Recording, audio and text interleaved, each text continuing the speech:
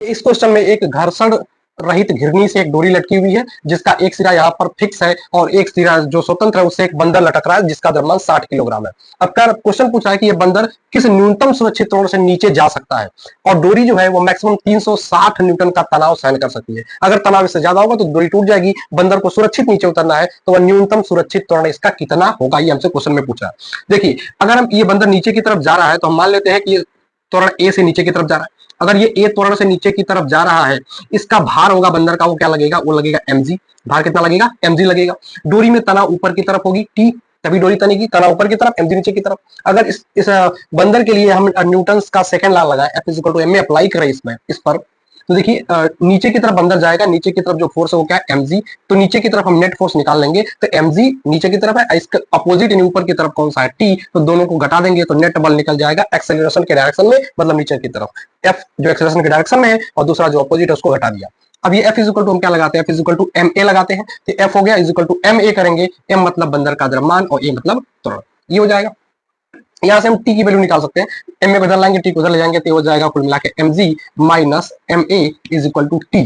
ठीक, एक क्वेश्चन आ जाएगा। लेकिन क्वेश्चन में कहा है कि जो टेंशन बल है, तनाव बल है, वो मैक्सिमम 360 न्यूटन ही हो सकता है। इसका मतलब mg माइनस a ये कितना हो सकता है, मैक्सिमम 360 हो सकता है। तो क्या होगा, less than is equal to 360। क्या होगा, less than is equal to 360। ये जितना भी ये फोर्स है वो 360 से कम या उसके बराबर होगा, उससे ज्यादा नहीं हो सकता है। अब इसको मैं सॉल्व करना, जी की वैल्यू हम 10 रख देंगे यहाँ पर, एम की वैल्यू क्या रख देंगे, 60 रख देंगे। तो एम 60 रख दिया, जी का मान हमने 10 ले लिया और A is less than or equal to 360। ठीक, यहाँ 60 से देखिए 7 को कैंसिल कर दीजिए तो ये हो जाएगा 10 minus A is less than or equal to 6, इतना आ जाएगा। अब इसको सॉल्व करना, थोड़ा सा सॉल्व करना है। देखिए अगर हम यहाँ से क्या करें, 10 गायब करना चाहते हैं तो दोनों तरफ से 10 घटा दीजिए, दोनों तरफ से 10 घटा दीजिए। यहाँ से जैसे 10 घटाएंगे हो जाएगा माइनस इक्वल टू, यहाँ से 6 में से 10 घटाएंगे तो क्या हो जाएगा, -4।